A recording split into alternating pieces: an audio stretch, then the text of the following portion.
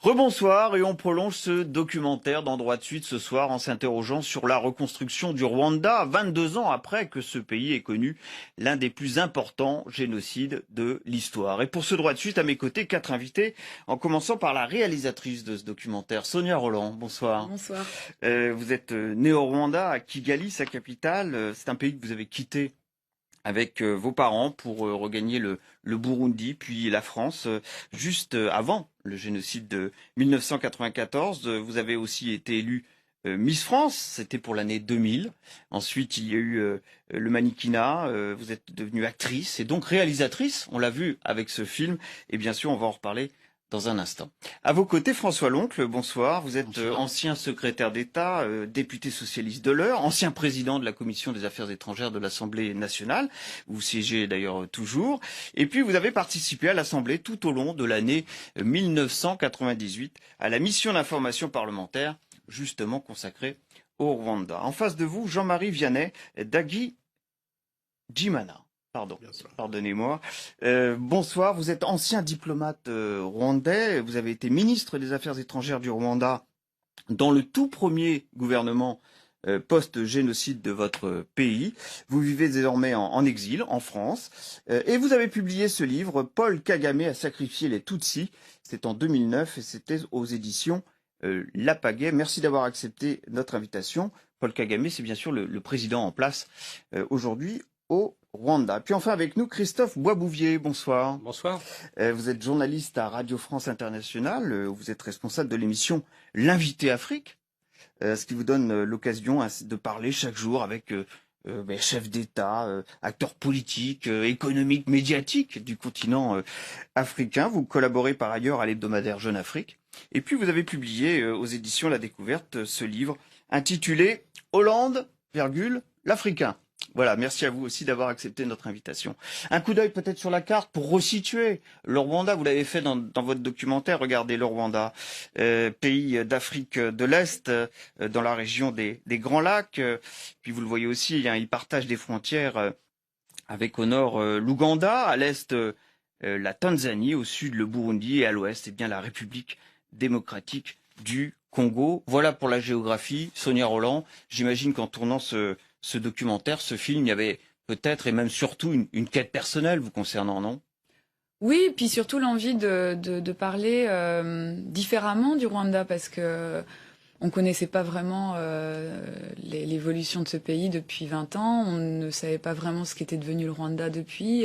Alors des fois, on pouvait trouver dans certains articles des petites choses qui plébiscitaient un peu cette reconstruction, mais il était très rare de le voir dans un documentaire. Et à quête personnelle, elle est où? Parce que c'est votre pays d'origine, le Rwanda, on l'a dit, je vous l'ai dit en présentation. Ma mère est rwandaise. C'est pour ça que vous l'avez fait ce documentaire. Je l'ai fait, oui, parce que j'avais envie en fait d'être de passer un message en fait. Regardez ce qu'est devenu le Rwanda, regardez ce qu'est devenu le peuple rwandais. Voilà. Qu'est-ce que vous en avez pensé de ce documentaire qu'on vient de voir à l'instant? Est-ce qu'il est conforme à ce que vous observez vous depuis votre exil en France, de l'évolution, de la reconstruction? C'est le thème de notre émission de ce pays. Écoutez, je l'ai déjà dit à Sonia Rolland quand elle a présenté ce film dans ma ville. Le film est très bien fait. Du moins sur une partie de ce qu'on a voulu lui montrer. C'est ce que je pense. Parce que évidemment, il faut connaître les personnages qui parlent, qui sont interviewés. Moi, j'ai constaté que c'est des gens, membres d'un même parti, le FPR, qui est au pouvoir. Et donc... Alors, on peut peut-être poser la question à Sonia Rolland, si vous en êtes d'accord. Est-ce qu'il y a eu des contraintes dans le tournage? Est-ce qu'il y a eu des passages obligés, des personnes que vous n'avez pas pu voir? Ou est-ce que vous avez eu une totale liberté pour ce tournage? Effectivement, j'ai eu une liberté déjà parce que je n'ai reçu d'ordre de personne, en tout cas pas du Rwanda. J'ai pris cette décision seule parce qu'il y avait une date importante, celle de la commémoration du génocide, des 20 ans du génocide. Je me rendais compte, en tout cas j'ai essayé de tâter le terrain pour savoir si quelqu'un allait enfin parler de la reconstruction du pays. Personne ne le faisait puisqu'on était en train de ressasser le passé, le génocide. Et très bien, c'est ce qu'il faut d'ailleurs. Il faut parfois... Vous parlez des 20 ans du génocide parce que ce documentaire a été tourné en 2014. Hein. Oui, parce qu'il a été tourné en 2014. Non, je ne mets pas en doute l'honnêteté intellectuelle de Sonia, ni la volonté qu'elle a eue à présenter le Rwanda sous le jour. Vous avez reconnu votre pays là en cette année 2014, 2015, 2016. J'ai reconnu vraiment en partie. Sauf que c'est un peu trop, c'est un peu trop beau comme carte. La présentation est trop belle. Sur le plan économique, c'est le succès absolu. Il y a des doutes aujourd'hui. Sur le plan politique, évidemment, c'est la démocratie, c'est le consensus, c'est tout. Bon. Moi, j'ai dit non, il n'y a pas de consensus au Rwanda. Hein. C'est un parti qui dirige.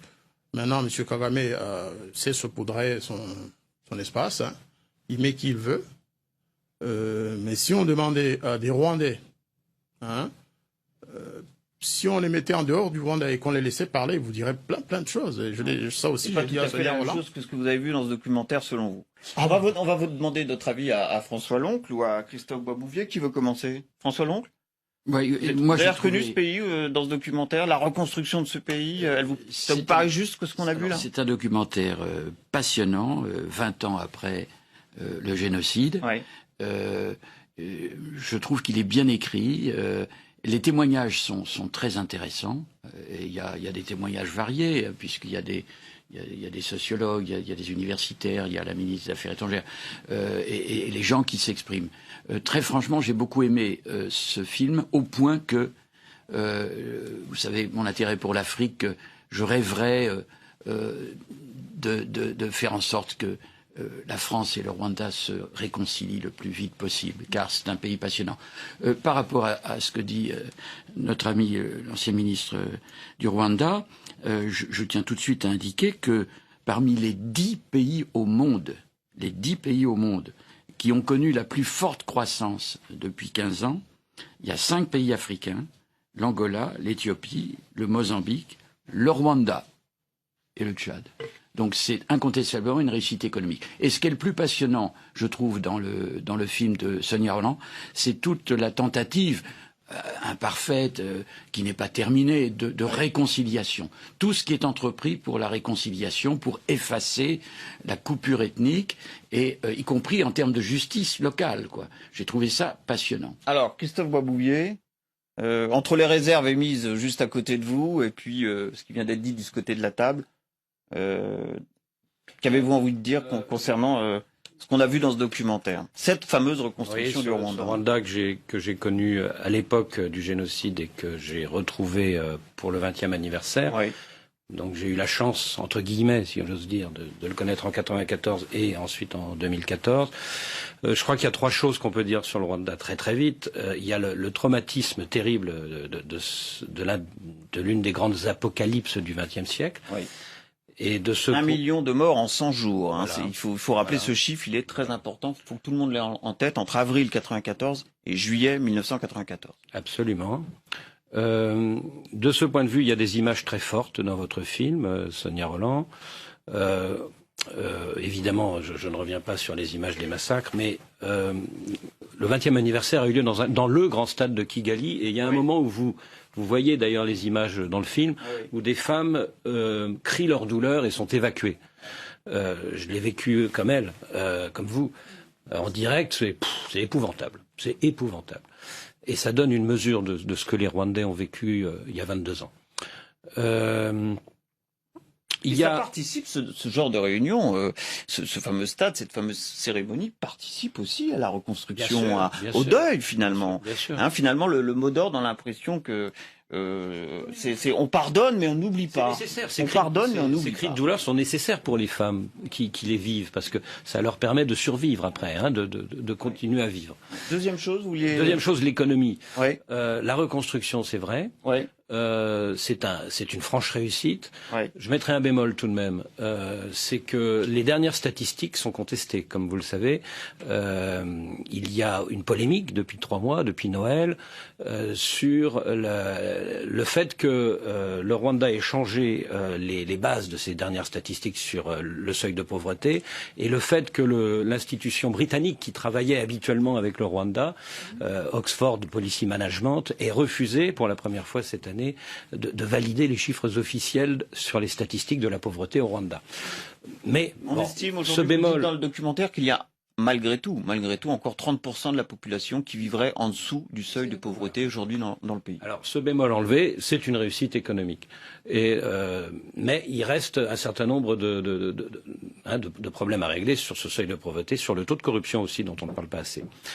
Alors, si vous dernière voulez bien, chose, oui. mais on y reviendra si vous on voulez. Y reviendra. La politique. Oui. La politique, c'est la troisième chose, c'est le plus important aujourd'hui, oui. parce que il faut se tourner vers l'avenir. Et l'avenir, c'est quoi? C'est la démocratie. Est-ce qu'il y a développement sans démocratie? Vous avez un intervenant belge ou français, je ne sais pas, Benoît Guillou, qui dit qui était anciennement chez Amnesty International. D'accord, et qui vous dit il n'y a pas d'espace de liberté, il n'y a pas d'espace de débat aujourd'hui au Rwanda. Il a raison. J'ai regretté que d'autres gens ne le disent pas et ne disent pas plus concrètement un certain nombre de choses toutes simples que Monsieur le Ministre évidemment va me confirmer, mais deux choses, deux choses toutes simples. Ouais. Alors vraiment, on y reviendra ou on y reviendra sur le terrain politique parce que ça fait partie bien sûr des questions qu'on peut se poser aujourd'hui sur le Rwanda d'aujourd'hui et de demain. Ce qui m'a frappé dans ce documentaire, c'est que finalement, pour réussir cette reconstruction telle que vous l'avez appréhendée dans ce film, vous insistez sur le fait qu'il a fallu que la justice passe. Alors bien sûr, il y a eu le tribunal pénal international qui a été amené à juger les génocidaires les plus importants dans l'ancien régime, mais il y a eu aussi les tribunaux populaires. Regardez cet extrait de votre documentaire, on en parle juste après. Les juridictions Gacaca sont un dispositif sans précédent dans l'histoire de l'humanité. On compte plus de 10 000 juridictions Gacaca et c'est la population qui a été convoquée, des juges qui ont été élus localement pour juger sur le lieu du crime les présumés coupables du génocide. Avec 120 000 prisonniers à l'issue du génocide, avec un système judiciaire complètement détruit. Comment tu fais pour juger tout le monde? C'est pas possible. Mais en même temps, tu ne peux pas renvoyer tout ce monde sur les collines. Allez-y, vivez ensemble tranquillement, sans rien faire. Alors c'est difficile de faire un bilan des juridictions Gacaca. Suivant les observateurs, il y a du positif, du négatif. Pour les plus optimistes, les juridictions Gacaca ont permis de convoquer les mémoires. Et c'était important. Après un génocide, les victimes ont le droit à la vérité, à la justice et à réparation. Voilà, les fameux Gacaca que nous faites découvrir à travers ce documentaire, et vous nous dites qu'entre 2001 et 2012, 2 millions d'affaires relatives au génocide ont été traitées par ces tribunaux populaires, on peut les appeler comme ça. D'ailleurs, c'était très compliqué de le faire entendre aux Rwandais parce que les Gacaca, on ne pourra pas me contredire, c'était plutôt des tribunaux qui étaient des tribunaux populaires qui étaient là pour régler les problèmes de proximité, de voisinage, de foyer. Donc ramener le génocide à ce genre de justice, c'était très compliqué dans la tête des Rwandais au départ. Et puis finalement, après avoir étudié toutes les possibilités de justice à l'étranger, on s'est bien rendu compte que c'était impossible d'appliquer ce genre en tout cas la justice classique telle que nous on la connaît, au Rwanda. En tout cas, c'est un cas unique, le Rwanda. Donc il a fallu trouver des résolutions uniques. À situation exceptionnelle, disposition exceptionnelle, d'où ce choix de ces fameux tribunaux populaires. Oui. Bien accepté par la population, ça a eu son importance dans la reconstruction, le fait qu'on ait quand même, et c'est important, à rendre des comptes, que ceux qui étaient les génocidaires rendent des comptes devant la population dans ces tribunaux sur place. Ça a eu une réelle importance dans la reconstruction du pays, ça. Je pense que ça a eu un impact, mais encore une fois, c'est un impact partial. Alors, je vais quand même, si vous me donnez 2 minutes, je vais essayer de tout dire. Oui. 94, le FPR prend le pouvoir. Et progressivement, M. Kagame élimine tous ceux qui faisaient partie de l'opposition au président Habyarimana, soit en les assassinant, soit en les forçant à aller en exil. Après, moi qui est de la famille Tutsi et aussi de la famille Hutu, je suis tout à fait d'accord avec le témoignage que Sonia a recueilli. Il fallait bien à la fois une mémoire pour les victimes Tutsi du génocide et aussi la justice pour rendre hommage à ces victimes et aussi quand même faire justice, quoi.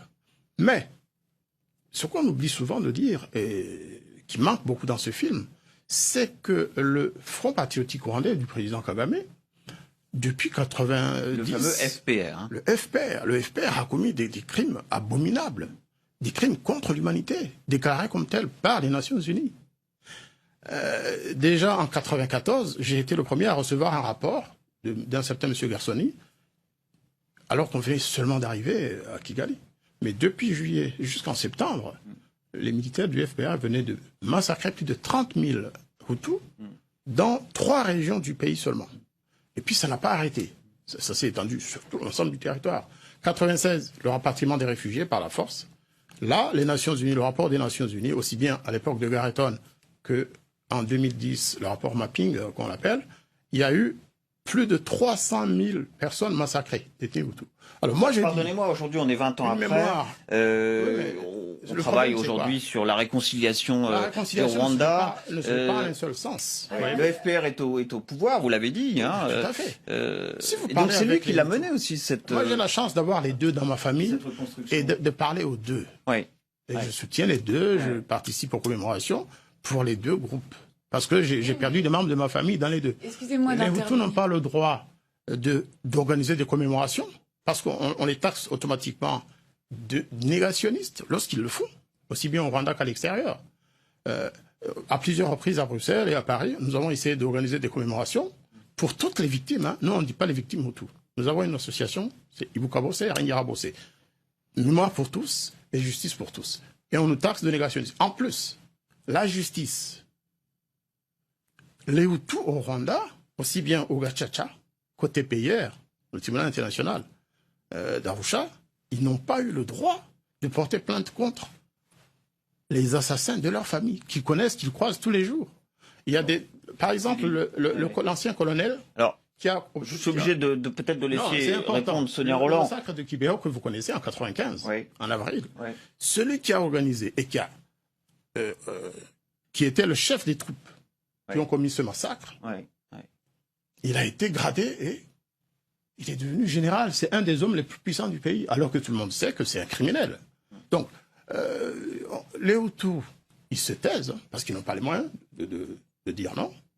Mais pour moi, en lisant l'avenir, je connais très bien ce pays. Non, en vous écoutant, j'ai l'impression que la réconciliation, là, pour le coup, elle n'est pas aboutie en vous écoutant. Alors là, je voudrais quand même que Sonia Rolland réponde, et ensuite... que François Long prenne la parole. Non, c'est-à-dire que c'est très... on marche sur des œufs sur cette question-là, parce que moi j'entends bien ce que vous dites, et j'ai une mère qui est rwandaise et qui m'a bien expliqué ce problème-là aussi. Seulement, on peut glisser doucement vers une négation aussi, ou en tout cas la remise en question d'un génocide. Ou alors l'opposition d'un génocide face à un autre, parce que ça aussi, ça c'est souvent soulevé dans... Mais c'est tout l'enjeu de la réconciliation, finalement, non ? C'est pas ça. J'ai été probablement même avant M. Juppé. Moi, c'était le 10 avril 1994. J'ai dit qu'il y avait un génocide en cours au Rwanda, parce que je venais de connaître la perte de pas mal de membres de ma famille. Des amis Tutsis qui venaient d'être assassinés en 2-3 jours. Oui, la mère de Sonia Rolland, pardonnez-moi, a perdu 15 membres de sa famille dans ce génocide. Je pense que... Excusez-moi, est-ce qu'on peut mettre sur le même plan un génocide, donc, c'est-à-dire on vise une population et on la tue systématiquement, et des massacres qui ont été commis durant le génocide, durant la guerre en l'occurrence, pas le génocide de l'après-guerre. On dit que les massacres du Congo sont des crimes de génocide. Sauf qu'il n'y a pas encore de tribunal pour le dire. Oui, mais la RDC n'a rien à voir pour le moment avec le Rwanda. François, on sent que finalement tout ça est encore fragile et la preuve en est là sur ce plateau. Ce que dit l'ancien ministre est respectable et doit être écouté. Mais globalement, Sonia Rolland a raison quand elle dit que le génocide doit être distingué de ce qui s'est passé après. Mais vous avez raison de poser ces questions qui sont trop souvent ignorées. J'ai la conviction, en tout cas, que cette justice de proximité, dont j'aimerais savoir d'ailleurs si elle arrive à une certaine objectivité et si elle va perdurer. Hein. Je dis et j'affirme qu'elle est supérieure pour la réconciliation, pour faire de ce pays un pays qui ose se regarder tel qu'il est, c'est-à-dire avec l'avenir, hein, et il n'y a pas d'avenir sans mémoire, bien sûr. Eh bien, je suis persuadé que cette forme de justice est très supérieure à ce que peut faire la bureaucratie de l'AE, le tribunal pénal international, qui manque d'objectivité dans tous les domaines, aussi bien. Pour élargir un tout petit peu le propos, est-ce qu'on peut comparer cette réconciliation nationale qui est en cours, on l'a bien compris, hein, on a bien saisi aussi que tout cela était encore très fragile, justement, sur ce plateau. Est-ce qu'on peut la comparer à d'autres réconciliations nationales qui ont eu lieu, notamment sur le continent africain? Alors, on pense évidemment à l'Afrique du Sud, mais c'est pas la même histoire et ce ne sont pas les mêmes méthodes. Et c'est normal. Hein. Et c'est pas la même gravité aussi. C'est pas la même histoire. L'apartheid, c'est pas pareil que le génocide rwandais. Mais c'est pas les mêmes méthodes. Mais la volonté... Il n'y a pas Mandela. Il n'y a pas Mandela. Mais la volonté existe dans les deux cas. C'est pas la même histoire, dit François Loncle. Il est évident qu'on ne peut pas mettre sur le même plan le génocide des Tutsis et les massacres de Hutus. C'est évident.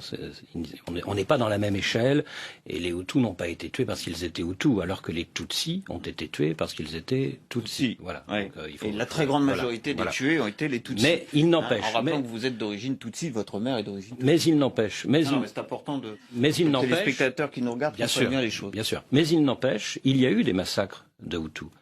De très grand nombre de Hutus, qui aujourd'hui ne sont pas reconnus par les autorités rwandaises. Et c'est ça le problème de la réconciliation à venir, c'est que pour qu'il y ait une vraie réconciliation qui ne soit pas unilatérale, comme dit Monsieur le Ministre, il faudra que ça aussi se soit reconnu un jour par le pouvoir de Kigali. J'en veux pour preuve le sort de Victoire Ingabire, qui est l'une des principales opposantes rwandaises. Elle a tenté de rentrer au Rwanda en 2010 pour se présenter à la présidentielle contre le sortant, Paul Kagame. Elle s'est retrouvée en prison. Elle était l'une des personnes, justement, qui dénonçait les massacres commis par le FPR contre les Hutus depuis 1994. Elle a été condamnée à 15 ans de prison. 15 ans de prison pour complot contre l'État.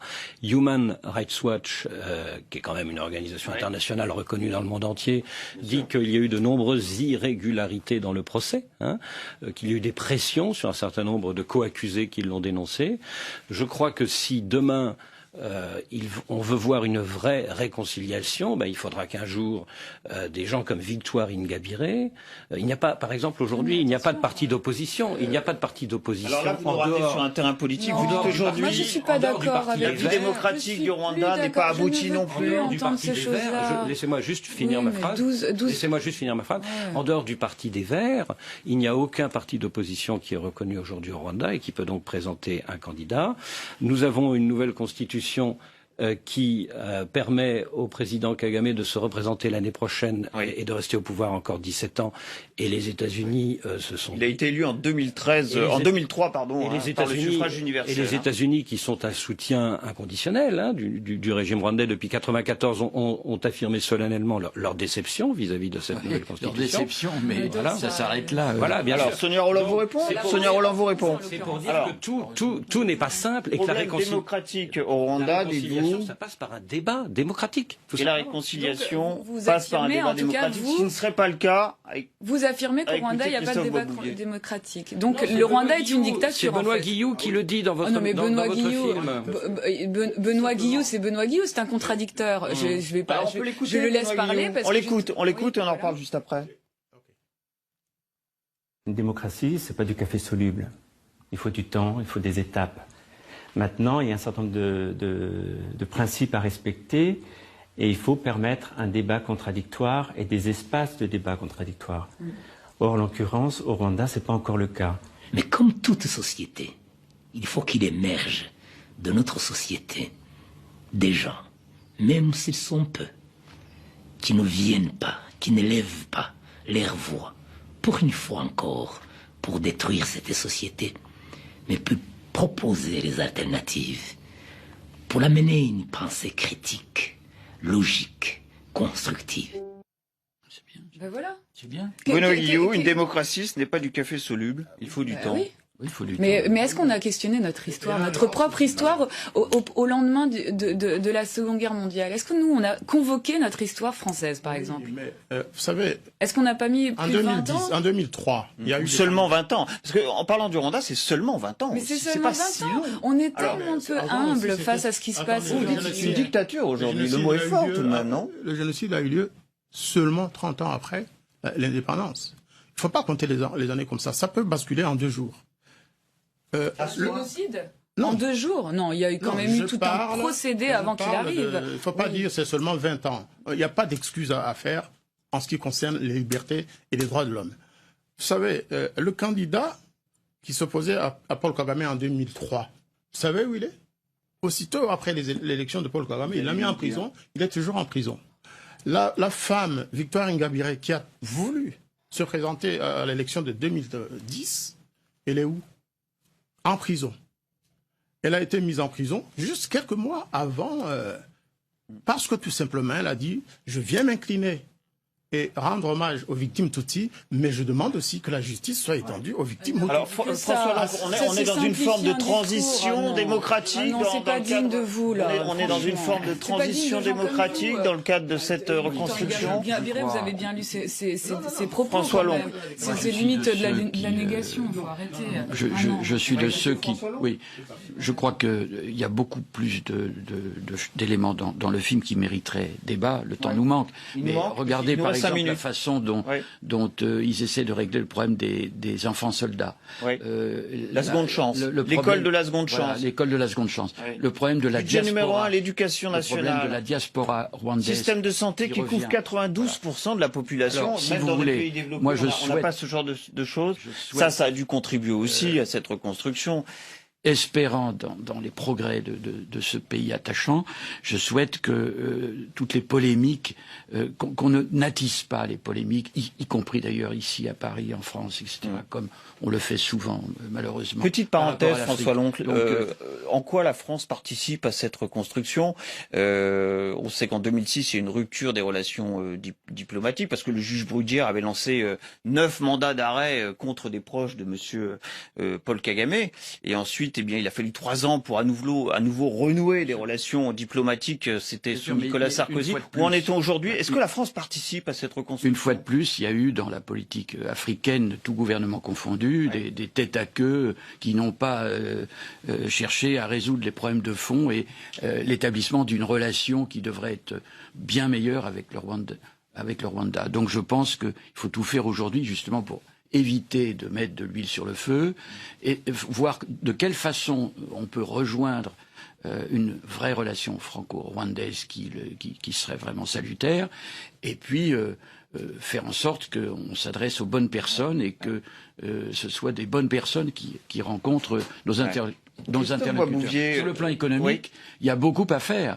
Et il n'y a pas besoin d'attendre une réconciliation politique pour entreprendre des échanges économiques salutaires pour le Rwanda. Alors vous m'amenez sur le terrain économique. Christophe Boisbouvier, on a vu dans ce documentaire, il y a des signes comme ça qui peuvent être interprétés comme particulièrement positifs. Le retour de la diaspora, par exemple, avec alors c'est vrai qu'aujourd'hui on ne parle moins le français et que bien le Rwanda a adhéré au Commonwealth, et donc on a affaire aujourd'hui à des jeunes de 20, 30 ans qui parlent anglais, qui s'éloignent un peu de la zone francophone, mais cette diaspora qui revient au pays, ça c'est bon signe selon vous?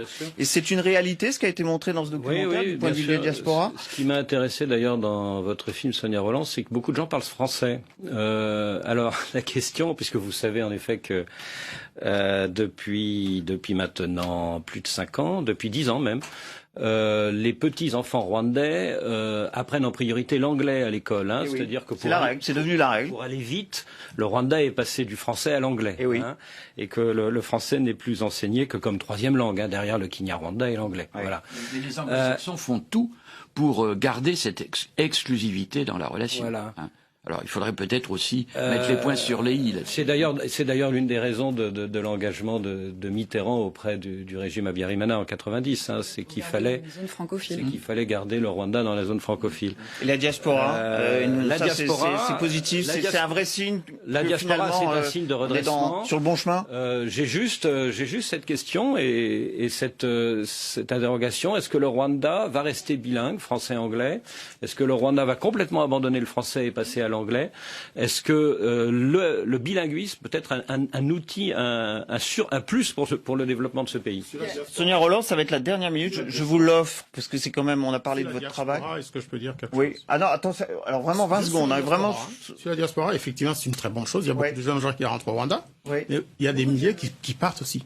Et aujourd'hui, notamment, les gens du FPR même, qui partent, des officiers supérieurs. Il y en a qui sont assassinés à l'étranger, comme le colonel Karegeya. Donc, Et il y en a beaucoup d'autres chaque jour qui partent. Là, on est dans un conflit de génération. Oui. On peut rien faire contre ça. Parce qu'on est dans un conflit de génération. Notre génération est totalement non, elle ne. Qu'est-ce qui se passe? Elle ne voit pas ce qui se passe. Évidemment, faites attention, et vous manquez d'humilité dans cette histoire. Est-ce qu'elle va l'avoir dans ce pays, votre génération? De s'adresser à la génération comme ça. Sonia Rolland, est-ce qu'elle va l'avoir, le pouvoir dans votre génération? Est-ce que vous allez y retourner, vous, à un moment ou à un autre? Vous ferez partie de cette diaspora qui a envie d'y retourner, de s'y installer? J'œuvre déjà sur le terrain rwandais. J'œuvre déjà sur le terrain rwandais avec mon association Maïcha Africa, qui construit des écoles. Non, mais tout ça juste pour dire qu'il faut qu'on arrête, il faut qu'on sorte de cette posture. C'est vraiment, on a une posture à l'égard du Rwanda qui est quand même juste hallucinante, quoi. On veut pas reconnaître qu'en 20 ans, ce pays a trouvé des solutions et qu'on n'a pas mis un flingue sur 9 millions de personnes pour qu'ils aillent suivre un leader politique, quel qu'il soit, contesté ou pas. Il a trouvé une vision, il a trouvé une voie pour ce pays.